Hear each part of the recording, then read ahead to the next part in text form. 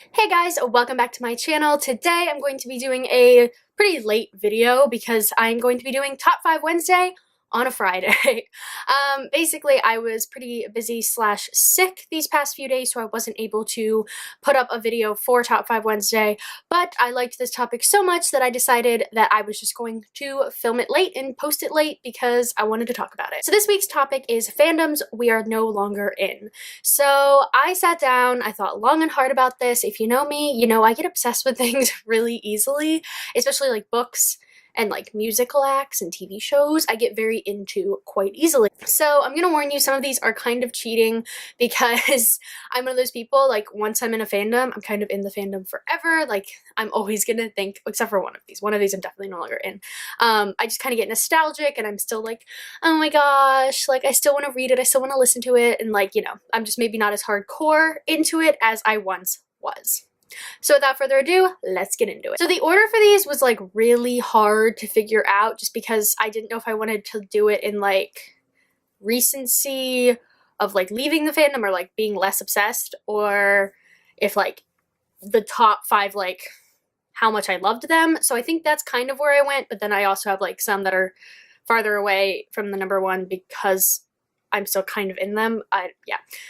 So for number 5, we have Supernatural. So I still watch this show. I still watch repeats of it on TNT. They run like from 9 a.m. to 2 p.m. every day. I know this because I watched it a lot. Back when I want to say, yeah, it was the end of my junior year of high school. And I had some friends that were into the show, and I was at my friend's house, and this was a time when I hated horror movies. I hated anything to do with like scary monsters, ghosts. No, I couldn't sleep. I would get nightmares. I just like could not watch it. So my friend puts this on and I'm like, no, I'm gonna hate this. Oh my god, I'm gonna like have nightmares. I'm not gonna be able to sleep. I'm gonna be so scared. And we start watching it. We watched the pilot, and I literally was like, okay, we can watch another one. Okay, we can watch another one. Okay, we can watch another one. I was a huge Sam fan. I'm sorry, Jared Padalecki is just so fun. In later years, Dean definitely kind of takes over. The longer Sam's hair gets, the hotter Dean is, basically. I'm not like an OG Supernatural fan. I remember like I knew people back in middle school who really liked it, but I was kind of just like, and like I would still consider myself a fan of Supernatural. I'm just not quite as into it. That summer I watched it like crazy. I actually I didn't finish the show, which is kind of why this is on number 5, because I'm still like open to watching it, but I have to restart. Like every summer, me and my friend Jordan like restart the show, and I never get farther than like the 4th season, whereas all my friends are like caught up. Go figure. But I still consider myself a part of this fandom because I was obsessed. I'm not definitely like one of the most hardcore fans, but like I was in this fandom. So number 4 is a fandom I'm not like super proud to have been a part of, and is definitely the one I am no longer a part of because I'm just so over him. But yeah, number 4 is Justin Bieber. I remember when he like first hit the scene. I was in like 8th grade and he was on MTV, and I was like, this boy is tiny little, like he looks younger than me, and I wasn't like totally into him, and then he grew on me like a parasite. And I saw Never Say Never in theaters like 3 or 4 times. I never saw him in concert, but it was just, I was obsessed. I loved him. I like had purple, I would buy purple things because he liked purple, like lots of stuff. But the like epitome of my fandom moment was my freshman year of high school. Never Say Never was hitting DVD. And Walmart had some promotion where if like, I think it was like the first 100 people who pre-ordered Never Say Never got a signed copy of the DVD. And of course, I was on that. So, I still have it. I've kept it, and it's in my iPad mini box, and it's labeled Bieber inside, so I don't just throw this out. The autographed copy of Never Say Never. This was a huge deal to me. Like, when I opened this in the mail, I freaked out. Who knows if this is actually him who signed it? I have no idea. There's no way to test that. But, you know, I have it. I've kept it. It's just one of those things. This was framed on my wall for a while, for like a really long time. Like way after I'd like left the fandom, I still displayed this because it was like, that's pretty cool. Okay. Number 3 is my most recent fandom that I was a part of and still am. They're not really a thing anymore, but like, I still follow them individually, and that is One Direction. When they first became a thing, I was a sophomore in high school. I heard What Makes You Beautiful, and I was immediately like, no. Oh my god, that song is so misogynistic. I hate this. Like, I would bitch about it all the time and how much I hated it. I actually fell in love with One Direction after I was going through a breakup, and it was the night he actually dumped me, and I was really sad, and an old friend of mine had posted on the wall of her friend, like, wasn't to me at all, and it said, like, hey, I know you're sad, but, like, maybe these will help. And, you know, I'm sad, so I just clicked on it, and it was the One Direction Stare Diaries from when they were in the X Factor. I fell in love with these boys. Like, immediately. I watched every single episode that night. I was up super late just watching it because they made me feel so much happier and better. And from then on out, I was just so into One Direction. I got tickets to their concert for June 2013 in March of 2012. Like, I waited over a year to go see them. I have a life-size cutout of Louis Tomlinson. I've been to parties to celebrate, like, their band birthday. I've seen them twice now. I also saw them back 2015. Yeah, I'm still a huge, like, fan of them, like, individually, especially Harry Styles. Love me some Harry Styles. No, I loved them a lot. I saw, like, every movie they put out multiple times. Yeah, I was into it. I was into it. Actually, my sophomore year of high school, for our final Spanish project, we had to create a song about how to conjugate in a certain tense. And I wrote, sang, produced, edited this whole thing for my group because I wanted to do it to One Direction's One Thing. And I did it. And I don't even know if I still have that, but we got an A. And I was really proud of that.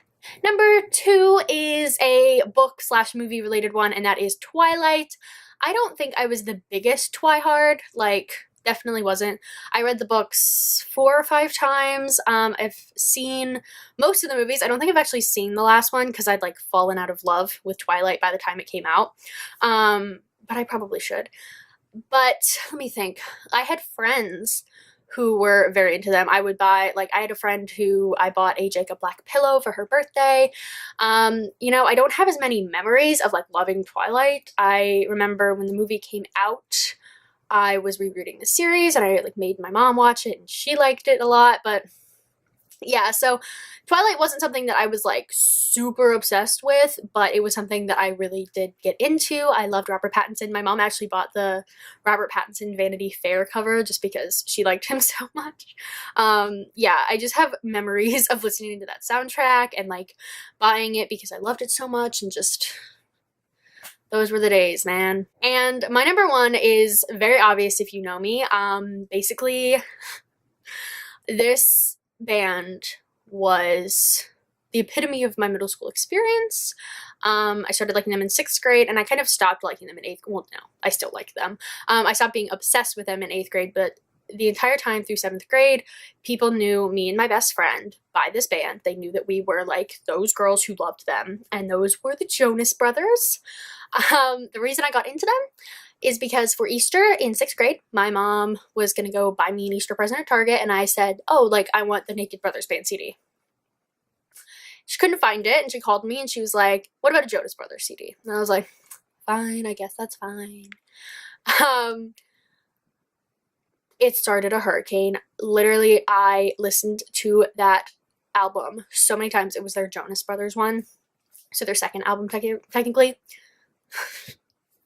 I became obsessed. I made my best friend Amanda at the time, I made her obsessed. We would make PowerPoints of them with photos we found on the internet. I have a scrapbook of just, I'm not going to show it to you because it's so embarrassing, but, you know, maybe one day I'll go through all that because I have a lot of stuff. I have a scrapbook because of them, because I would go through magazines and look for pictures of them and, like, glue them in. It was ridiculous. I had a 6th grade project where we had to write a poem. We had to write a poetry book about, like, with different types of poem and stuff, and, like, half of mine were about the Jonas Brothers. I had 635 pictures of them, posters of them in my room. If I have a picture of that, I'll insert it. What else? I saw them twice live. Kevin Jonas and I made eye contact a couple times because he tried to spray me with a hose. That sounds weird, but, like, You know what I'm talking about if you ever went. I'm trying to think, what else did I do? I would have parties in their honor. Nick Jonas was just everything to me. I loved Nick. What else did I do? I did a lot of crazy things. There was like an MTV contest of like who was their biggest fan, but you had to be like 16, I think, to enter, and I was only like 12, 13, and I tried, like, me and my friends put on a bunch of makeup to try to look older. Ugh. When Camp Rock came out, it was like favorite part of my life. Just, it was ridiculous. There was a whole website for the fandom, and I was part of that. I made art projects about them. If I could connect it back to the Jonas Brothers, I did. My teachers in 7th grade knew that I liked the Jonas Brothers. I did a whole school project, a PowerPoint on them. We were just known.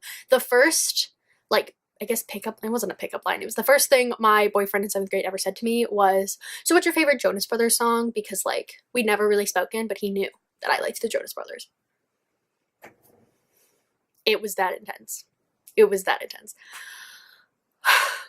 I'm trying to think, like, what else I did. I did a lot of really insane stuff. And, like, I'm not even embarrassed by it because I just loved them so purely. But yeah, those are all of the fandoms I used to be a part of. Definitely still kind of am, especially with the Jonas Brothers. I'm still nostalgic. I listened to a little bit longer last night because I just wanted to feel the feels of loving them so much. But yes, thank you guys so much for watching. Comment, like, subscribe, all the normal stuff, and I'll see you guys again real soon. Bye!